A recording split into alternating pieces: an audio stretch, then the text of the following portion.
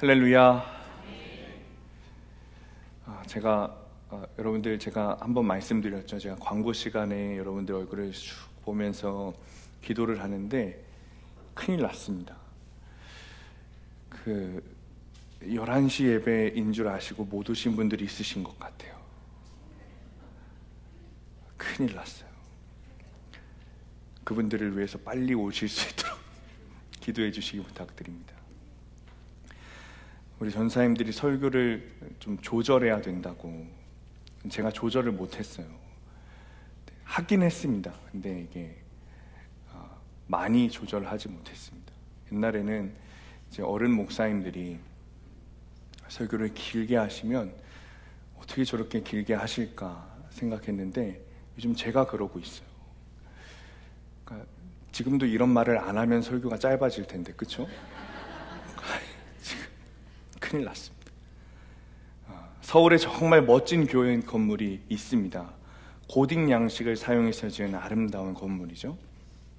그런데 그 교회 건물이 몇 년 전에 나이트클럽이 됐습니다. 이 나이트클럽은 교회 건물을 구매해서 일부 교회 인테리어를 사용했고, 특히 음향시설은 그대로 사용합니다. 그러면서 사람들이 독특한 인테리어의 나이트클럽이라면서 젊은이들의 성지가 됐습니다. 여러분, 교회 음향시설이 얼마나 좋습니까? 그 음향시설로 세상 노래 들으면 너무 좋다고 젊은이들이 술 마시러, 음란행위를 하러 찾아오는 거예요. 거길 가보면 지금도 밖에서 오면 여전히 멋지고 아름다운 교회의 모습입니다. 분명 몇 년 전만 해도 그 안에서는 찬양과 기도가 울려 퍼졌고 성도들이 전심을 다해 예배했을 것입니다. 그런데 지금은 그 안으로 들어가 보면 젊은이들이 술 먹고 담배 피고 춤추고 음란 행위를 하는 클럽으로 변하고 말았어요. 어느 날 유튜브를 보는데 눈을 의심하게 되는 영상을 봤습니다. 격투기 선수들이 피를 흘리며 싸우는데 그 장소가 너무 익숙한 거예요. 교회인 거죠. 한 유튜버가 콘텐츠를 위해서 시골의 한 교회를 빌려놓고 그 안에 있는 장의자들을 다 뒤로 옆으로 밀어놓고 선수들을 불러다가 싸우는 거예요. 분명 아름다운 소리가 가득하던 그 교회가 피를 흘리면서 욕이 난무하는 격투기장으로 변하고 말았습니다. 오늘 말씀을 보면 사무엘이 이스라엘 백성을 미스바로 부릅니다. 그리고 사울을 왕으로 세우는 장면이 나와요. 근데 여러분, 미스바가 어떤 장소죠? 성경을 보면 미스바에 여러 가지 사건들이 있었지만 미스바는 대표적으로 회개의 장소입니다. 사무엘 시대에 이스라엘 백성들이 모두 모여서 회개한 특별한 장소였습니다. 사무엘상 7장 5절 6절 우리 함께 읽습니다. 시작. 사무엘이 이르되 내가 너희를 위하여 여호와께 기도하리라 하며 그들이 미스바에 모여 물을 길어 여호와 앞에 붓고 그날 종일 금식하고 거기에서 이르되 우리가 여호와께 범죄하였나이다 하니라. 사무엘이 미스바에서 이스라엘 자손을 다스리니라. 아멘. 사무엘상 7장에 보면 사무엘이 이스라엘 백성들을 다 모았어요. 그 이유는 회개였습니다. 미스바에서 이스라엘의 회개 운동이 일어나고 하나님께서는 회개하는 그들을 기뻐하시며 블레셋과의 전투에서 승리하게 하셨습니다. 그리고 오늘 본문 10장에서 하나님께 예배하고 회개하고 하나님께서 일하셨던 그 장소로 사무엘이 다시 이스라엘 백성들을 모았어요. 사무엘이 오늘 이스라엘 백성들을 미스바로 다시 모은 이유도 동일했습니다. 하나님이 아니라 사람 왕을 세우고자 하는 이스라엘 백성들에게 다시 한번 회개를 촉구하는 거예요. 너희의 왕은 사람이 아니라 하나님이시다. 이것을 보여주기 위해 이스라엘 백성들에게 이것을 상기시키기 위해 미스바로 너희가 회개했던 그 장소로 오라는 거예요. 그러나 이스라엘 백성들은 결국 하나님이 아니라 사람 왕을 택했어요. 자기들이 회개했던 그 미스바라는 장소에서 하나님을 버리는 거예요. 하나님을 만났던 그 장소인 미스바가 하나님을 버리는 장소로 변하고 맙니다. 18절 19절 말씀 함께 읽습니다. 시작. 이스라엘 자손에게 이르되 이스라엘 하나님 여호와께서 이같이 말씀하시기를 내가 이스라엘을 애굽에서 인도하여 내고 너희를 애굽인의 손과 너희를 압제하는 모든 나라의 손에서 건져 내었느니라 하셨거늘 너희는 너희를 모든 재난과 고통 중에서 친히 구원하여 내신 너희의 하나님을 오늘 버리고 이르기를 우리 위에 왕을 세우라 하는도다. 그런즉 이제 너희의 지파대로 아멘. 18절 말씀의 뜻은 이런 거예요. 이스라엘의 모든 시작과 중간과 결과는 하나님 손안에 있다는 거예요. 하나님의 은혜로 이스라엘이 시작됐고 하나님의 은혜로 출애굽하여 구원받았고 하나님의 은혜로 나라가 세워졌습니다. 19절 앞에 보듯이 친히 하나님께서 이스라엘을 구원하셨습니다. 그런데 뭐라고요? 오늘 너희가 하나님을 버렸다. 여러분, 버리다라는 히브리어가 마스라는 히브리어인데 이것은 버리다라는 뜻과 동시에 거절하다, 멸시하다, 비난하다라는 뜻이 있습니다. 이스라엘이 지금 그렇게 하고 있다는 거예요. 여러분, 우리는 물건을 언제 버립니까? 의미가 없을 때 버리는 거예요. 아이가 새로운 장난감을 사면 옛날 장난감은 그냥 장난감통에 가지고는 있지만 관리하지 않고 관심을 두지 않고 이리 치이고 저리 치이고 다리가 부러지고 팔이 부러져도 관심이 없어요. 그냥 장난감 바구니에 가지고는 있지만 사실 그것은 버린 것이나 마찬가지입니다. 하나님을 마음에 두고 있습니다 라고 말은 하지만 하나님께 관심이 없어요. 하나님을 멸시해요. 하나님의 뜻을 따르지 않습니다. 하나님을 바라보지 않습니다. 이거는 하나님을 버린 거예요. 여러분 생각해 보세요. 사랑하는 사람이, 여러분의 아내나 남편이 다른 사람들에게 무시당하고 조롱당하고 있다고 생각해 보세요. 내가 그것을 보고 있다면 가서 맞서 싸워야 되는 거예요. 그런데 그것을 보고도 가만히 있는다면 그 다음 결과는 어떻게 되겠습니까? 그 관계는 끝이 나는 거예요. 그건 사랑의 관계가 아닌 거예요. 만약 우리가 하나님이 세상에서 조롱을 당하고 괄시를 당하고 무시를 당해도 가만히 있고 어떤 조치를 취하지 않는다면 그것은 하나님을 버린 거예요. 하나님은 사랑의 하나님이시니 어떤 욕을 먹어도 다 참으실 거야. 그러니 나도 나서지 않는 것이 당연해 라고 하면서 하나님이 세상에서 조롱을 당하고 멸시를 당해도 가만히 무시하고 있습니다. 세상에 살면서 여러분 그런 경우 너무 많지 않습니까? 다른 사람들이 하나님을 조롱해요. 근데 우리는 가만히 있어요. 하나님을 멸시해요. 교회를 멸시해요. 기독교인을 멸시해요. 조롱해요. 놀려요. 비판해요. 근데 우리는 가만히 있어요.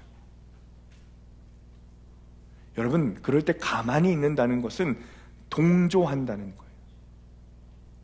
가만히 있는 것이 아니라 나도 무의식적으로 동조하고 있다는 뜻인 거예요. 그런데 이스라엘이 지금 그러고 있다는 거예요. 이스라엘은 하나님이 세우신 나라입니다. 하나님이 구원해 주신 나라입니다. 하나님 없으면 아무런 가치가 없는 나라입니다. 그런데 이 사람들이 하나님을 버리고 멸시하고 조롱하고 있는 거예요. 이스라엘이 하나님을 왜 버립니까? 왜 하나님을 버리죠? 하나님이 쓸모없다고 생각해지는 거예요. 하나님께 가치가 없고 하나님이 불의의 삶에 불필요하다고 생각하기 시작했어요. 사무엘이 이스라엘을 다스리는 동안 이스라엘에 평안이 찾아왔습니다. 이스라엘이 잘 되는 거예요. 한마디로 고난이 없는 거예요, 이스라엘에. 그러자 이스라엘이 하나님을 버릴 마음을 품게 됩니다. 잘 되니까. 내 마음대로 잘 살게 되니까. 하나님을 버릴 마음을 품게 되는 거예요. 그동안 하나님께서 지켜주신 것임을 망각하고 지금 내가 이렇게 평안하게 살고 있는 것이 하나님의 은혜임을 망각하고 이제 우리가 잘 먹고 잘 살게 되었으니 하나님 필요 없다고 생각하게 되는 거예요. 그러니 여러분, 잘 먹고 잘 사는 게 중요한 게 아니라 하나님을 잘 믿는 게 중요한 겁니다. 그래서 하나님도 차라리 당신의 자녀들에게 고난을 주시고 징계를 주시고 시험을 주심으로 말미암아 하나님을 버린 이들이 그 고난을 통해 다시 하나님을 찾도록 하시는 거예요. 그래서 고난을 통해 하나님을 찾으니 고난이 축복이 되는 거죠. 마찬가지입니다. 이스라엘도 잘 먹고 잘 살게 되자 하나님이 필요 없다고 말해요. 하나님을 버리는 거예요. 여러분, 하나님이 필요하십니까? 왜 필요하십니까? 왜 어떤 목적에 의해서 하나님이 필요하십니까? 여러분, 우리가 이 관점을 바꿔야 돼요. 하나님은 우리의 필요의 존재가 아니십니다. 다시 말하면 우리가 하나님을 찾는 것은 우리가 하나님을 필요로 하기 때문에 하나님을 찾는 게 아닙니다. 하나님은 우리의 목적이십니다. 하나님은 우리의 상급이십니다. 하나님은 우리의 구원의 결과인 줄 믿으시기 바랍니다. 18절에 사무엘이 이스라엘 자손들에게 굳이 하나님이 이스라엘을 출애굽시켜 주시고 구원하시고 모든 나라에서 건져주신 사건에 대해 왜 사무엘이 이스라엘 백성들에게 말하는 걸까요? 이스라엘이라는 존재 자체가, 이스라엘이라고 하는 이 존재 자체가 하나님으로부터 이루어졌다는 것을 말하고 싶은 거예요. 그러니까 하나님이 아니시면 이스라엘은 아무런 존재 가치가 없다는 거예요. 그러니 이스라엘은 하나님에 대해서 필요라는 단어를 사용하면서 하나님을 취하고 버릴 수 있는 그런 존재가 아니라는 것이죠. 이스라엘에게 있어서 하나님은 전부이십니다. 이스라엘에게 있어서 하나님은 목적이에요. 바라보고 달려가야 할 목적이시고 결과이시고 구원의 표대이시지 우리가 필요하기 때문에 사용하는 도구가 아니란 말이에요.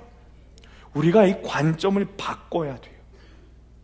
우리가 기도를 하다가 기도 응답이 되면 우리가 어떡하죠? 기도를 멈춰요. 멈춘 이유가 뭡니까? 하나님을 내 삶의 필요로 여겨왔다는 거예요. 문제 해결을 위해 하나님을 찾았다는 거예요. 그러니 문제 해결됐으니 이제 난 하나님 찾지 않겠다는 거예요. 그게 아니라 여러분, 하나님을 만나기 위해 기도해야 합니다. 나는 하나님 때문에 살아가는 거예요. 하나님이 내 삶 때문에, 내 재산, 내 건강, 내 취업, 내 결혼, 내 승진 때문에 하나님이 계신 것이 아니라, 내 필요 때문에 하나님이 계신 것이 아니라 아예 반대로 내가 하나님 때문에 존재하고 살아가는 거예요. 여러분, 사무엘이 그걸 말하고 싶은 거예요. 회개의 장소였던 미스바가 하나님을 버리는 장소가 됐어요. 여러분, 교회 안에 있다고 해서 안심하면 안 됩니다. 내가 지금 교회에 있지만 하나님을 목적을 두지 않고 내 삶의 필요를 목적으로 지금 예배하고 있다면 내가 회개하던 교회에서 하나님을 버릴 수 있는 거예요. 지금 내가 교회에 앉아있다고 안심해서도 안 되고 예배를 드리고 있다고 기도를 하고 있다고 해도 안심할 것이 아니에요. 정말 내가 하나님 때문에 살아가고 있는가? 내가 예배하고 기도하고 찬양하고 교회에 있는 목적이 무엇인가? 하나님인가? 하나님 나라인가? 아니면 내 삶의 어떤 필요 때문인가? 여러분, 점검하십시오. 하나님이 여러분의 삶의 목적이 되시기를 축원합니다. 그런데 여러분, 하나님도 여러분을 목적으로 삼으셨습니다. 19절에 보면 사무엘이 말하기를 너희는 하나님을 오늘 버렸다라고 말해요. 여러분, 그러면 당연히 뒤에 나와야 되는 대답은 하나님도 너희를 버렸다 라는 대답이 정당합니다. 왜요? 우리가 하나님을 버렸으니까. 하나님도 그들을 버려야 정당한 거예요. 그런데 오히려 말하기를 너희가 하나님을 버렸다. 그런데 너희가 소원하는 왕을 내가 세워주겠다. 도대체 이유가 무엇인가?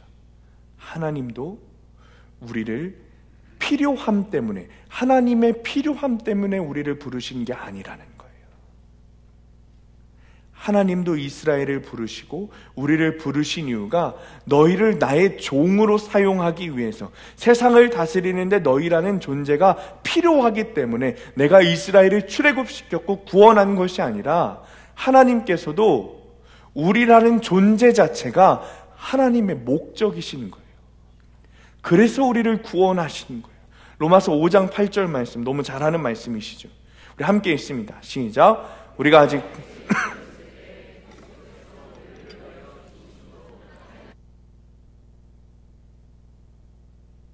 아멘. 우리가 아직 죄인 되었을 때, 언제요? 우리가 아직 죄인 되었을 때 그리스도께서 우리를 위하여 죽으셨습니다.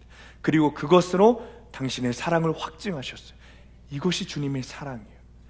만약 여러분, 하나님께서 당신의 필요함 때문에 우리를 살리셨다면, 우리가 하나님을 버렸을 때 하나님도 우리를 버리셔야 당연합니다. 그러나 하나님의 목적은, 하나님이 우리를 향해 목적은 필요함에 있지 않았어요. 하나님은 우리와 화목하길 원하셨고 우리와 함께 사는 것을 원하셨어요. 그러니 우리가 아직 죄인 되었을 때 주님이 우리를 사랑하여 주셔서 우리에게 회개의 기회를 주시고자, 우리를 구원하시고자 주님이 우리를 위해 죽으신 거예요. 시골 마을에 한 모녀가 있었습니다. 그런데 이 엄마는 시각장애인이었어요. 그러니 젊은 이 딸은 늘 도시를 동경했어요. 눈에 안 보이는 엄마가 늘 원망스러운 거예요. 엄마만 아니면 내가 더 아주 신식으로 잘 살 수 있을 텐데. 결국 이 딸이 야반도주를 합니다. 엄마 서랍에 있는 통장, 금부치, 현금을 다 긁어 모아서 야반도주를 했어요.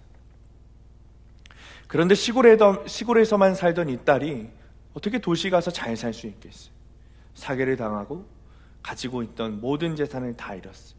몸도 마음도 다 망가졌습니다. 어떻게 해야 할까 고민하다가 엄마가 생각이 나는 거예요. 염치불구하고 엄마 얼굴 한 번만 보고 싶어서 3년 만에 시골로 터벅터벅 내려왔습니다. 그런데 집 앞에 도착해서 잠깐 서성이는데 삐그덕 하는 문 열리는 소리가 들리는 거예요. 누구니? 딸 왔니? 눈이 보이지 않는 엄마가 3년 동안 문지방에 앉아 딸을 기다리고 있던 거예요. 밖에 인기척이 들리고 바람 소리만 들리면 문을 열고 딸의 이름을 부르는 거예요. 돌아오라고. 혹시 왔으면 망설이지 말고 아무 걱정하지 말고 돌아오라고. 그렇게 오매불망 딸을 기다렸던 거예요. 여러분, 오늘 말씀이 저는 이 말씀이라고 생각해요. 이스라엘 백성들은 세상 왕을 찾습니다. 자신들이 회개했던 장소에서 하나님을 버렸습니다. 그런데 하나님은 그들을 버리지 않으십니다. 다시 그들에게 기회를 주십니다. 왜요? 하나님 우리를 사랑하시니까. 하나님은 우리를 어떤 수단으로 여기지 않으세요. 하나님은 우리를 당신의 사랑의 대상으로 여기십니다. 우리도 동일해야 합니다. 우리가 하나님을 필요로 의하여 예배하고 있다면 우리는 하나님을 세상 사람들처럼 세상 우상으로, 또 하나의 부적처럼 대하고 있는 것뿐이에요. 여러분, 하나님을 인격적으로 대하십시오. 하나님 그분 자체가 우리의 목적이 되어야 하는 줄 믿으시기 바랍니다. 저는 오늘 추수감사절을 맞이해서 무엇을 감사해야 할까 고민했어요. 가정 안에, 교회 안에 올 한 해 정말 감사해야 할 제목들이 너무 많더라고요. 그런데 가장 감사한 게 뭔가? 제가 오늘 이 말씀을 묵상하다가 이 말씀을 여러분에게 전할 수 있다는 것이 가장 감사했습니다. 천국 가는 구원 복음을 전할 공동체가 있고, 그 말씀을 듣고 우는 성도들이 있고, 함께 천국을 소망하며 주님에게 그 좁은 문 좁은 길을 함께 걸어갈 교회가 있다는 것이 가장 감사했어요. 추수감사절에 오늘 이 본문을 저와 여러분에게 주신 이유가 있다고 생각합니다. 사무엘이 미스바로 백성들을 다시 불러서 야, 여기가 너희가 회개했던 그 장소야. 그런데 지금 너희가 하나님 버리면 되겠니? 라고 선포했다는 것은 지금 너희가 끝났다, 이제 너희는 하나님 백성이다 라고 말하는 것이 아니라, 그럼에도 불구하고 주님이 너희에게 기회를 주시기를 원해. 하나님은 우리에게 회개할 기회를 주시기를 원하신다. 그러니 다시 지금이라도 회개하고 주님께 돌아오라 라고 사무엘이 지금 말하고 있는 거예요. 여러분, 오늘 이 자리에서 구원의 말씀을 듣는 것에 감사해야 합니다. 사무엘이 이스라엘을 부르면서 여러분 어떤 마음이었을 것 같아요? 미스바에서 함께 기도하고 함께 회개하며 주님께 가까이 갔던 백성들이 하나님을 다시 버리는 모습을 보면서 사무엘은 너무나도 안타까웠을 거예요. 이들은 하나님을 모르는 사람들이 아닙니다. 이미 7장에서 보았듯이 미스바에서 회개했던 사람들입니다. 그런데 그들이 다시 멀어졌어요. 그러자 사랑하는 나의 백성들, 사랑하는 나의 가족들이 사무엘이 다시 그 가족들을 부르는 거예요. 내 백성들을 부르는 거예요. 미스바로 부르는 거예요. 그리고 회개해야 된다고 사무엘이 말하고 있어요. 여러분, 진짜 가족이라면, 진짜 공동체라면 위로도 필요하고 공감도 필요하지만 진짜 필요한 것은 내가 지금 하나님을 버리지 않았는지 사무엘처럼 점검해 주는 거예요. 혹 내가 지금 하나님을 버렸다는 것을 깨닫게 해주는 겁니다. 그게 진짜 가족이에요. 그래서 회개하게 도와주고, 여러분, 정죄하는 것이 아니라 내가 먼저 회개한 그 말씀으로 내 죄를 고백하고 그 죄를 회개했으며 어떻게 이겨내고 어떻게 적용하고 어떻게 살아갔는지에 대한 약재료를 말해주는 것이 진짜 가족인 거예요. 정말 가족들만 안전한 공동체, 말씀 공동체에서만 할 수 있는 일을 하는 것이죠. 여러분, 세상 어디에서 내 죄를 말할 수 있겠어요? 세상 어디에서 내 수치를 말할 수 있겠어요?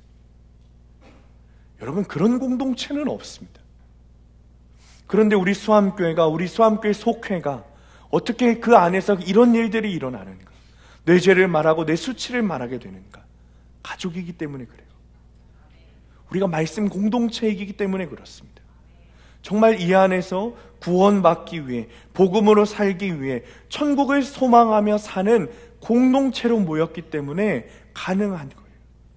여러분, 우리가 조금 있으면 성찬을 하게 될 텐데, 한 식탁에서 음식을 먹고 마시며 내 삶을 나누는 것을 식구라고 말합니다. 성찬이 뭡니까? 주님의 몸과 피, 떡과 포도주를 나눈다는 것은 우리가 식구가 되었다는 거예요. 그게 교회이고 그게 공동체예요. 그게 말씀 공동체예요. 올해 여러분은 무엇을 감사하시겠습니까? 추수감사절에 무엇을 추수한 것에 감사하시겠습니까? 재물, 자식, 건강 다 좋습니다. 우리의 모든 것이 주님의 것이에요. 주님이 아니면 아무런 의미가 없죠. 그러니 모든 것을 다 주님께 감사해야 할 제목이죠. 그런데 우리가 정말 중요하게 여기면서 감사해야 할 것은 이전에 없던 공동체, 내 죄를 나누고 함께 웃고 울며 회개하고 그동안 독고다이로 신앙생활하면서 외로웠던 시간들을 끝내고 진짜 주님을 바라보면서 하나님을 우리의 삶에 필요의 도구가 아니라 하나님을 나의 주, 나의 왕, 나의 목적 그 자체로 믿으며 살아가는 공동체, 그리고 하나님을 한 아버지로 모시며 귀한 주님의 몸과 피를 한 식탁에서 함께 먹고 마시는 그 영적 가족을 주신 것에 감사하는 여러분들 되시기를 축원합니다. 우리 앞뒤 좌우에 있는 분들과 함께 좀 인사하겠습니다. 식구가 되어주셔서 감사합니다. 네. 여러분, 정말 식구가 되어주셔서 감사합니다. 주님을 내 삶의 수단으로 여기는 것이 아니라 우리 삶의 목적 그 자체로 여기시기 바랍니다. 그리고 그렇게 살아가는 공동체를 주신 것에 감사하는 추수감사절 되시기를 축원합니다. 적용 질문입니다. 내가 하나님께 간절히 회개했던 미스바는 어디입니까? 그 은혜를 기억하며 살고 있습니까? 아니면 하나님을 내 삶의 수단으로 여기며 살고 있습니까? 말씀 공동체인 속회 안에서 어떤 은혜를 누리고 있습니까? 속회를 안전한 공동체라고 믿고 죄를 고백하고 약재료를 간증하고 있습니까? 말씀을 마칩니다. 백성들은 하나님을 버리고 세상 왕을 구했습니다. 그러나 사람은 하나님을 버려도 하나님은 택한 백성을 버리지 않으십니다. 오히려 그들에게 회개할 기회를 주십니다. 교만한 백성이지만, 목이 곧은 백성이지만, 그럼에도 내 백성이기 때문에 포기하지 않으시고 계속해서 양육해 가십니다. 우리가 아직 죄인 되었을 때 우리를 구원하시기 위해 죽으신 예수 그리스도의 사랑을 기억하는 추수감사절 되시기를 바랍니다. 그리고 그 구원의 말씀을 들으며 세상 가치관이 아니라 복음으로, 믿음으로 살기 위한 사람들이 이 앞에도 있고 뒤에도 있고 옆에도 있는 이 말씀 공동체, 안전한 공동체, 영적 가족을 주신 것에 감사하는 추수감사절 되시기를 예수님의 이름으로 간절히 축원합니다. 우리 시간에 함께 찬양하고 앉아서 찬양하겠습니다. 함께 기도하겠습니다. 사무엘상 10장 19절 말씀 함께 붙들고 기도하겠습니다.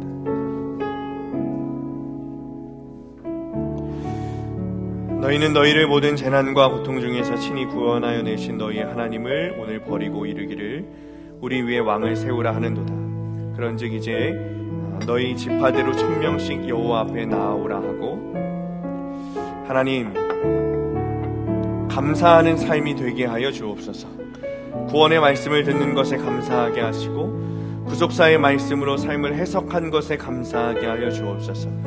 계속해서 하나님을 버리고 하나님의 수단으로 여기는 우리를 포기하지 않으시고 주님 계속해서 양육하여 주시는 것에 감사하게 하여 주옵소서. 우린 여전히 100% 죄인임에도 불구하고 사랑하여 주시는 주님께 감사하여 주옵소서. 주님, 특별히 주의 말씀을 주셔서 내 삶을 나누고 다른 이들의 간증이 나를 살리는 약재료가 되게 살아나게 하는 공동체를 주신 것에 감사합니다. 이 사랑스러운 공동체에 머물게 하신 것에 감사하며 꼭 붙들고 놓치지 않는 우리가 되게 하여 주옵소서. 시간에 주님 이름 부르시고 함께 통성으로 기도하겠습니다.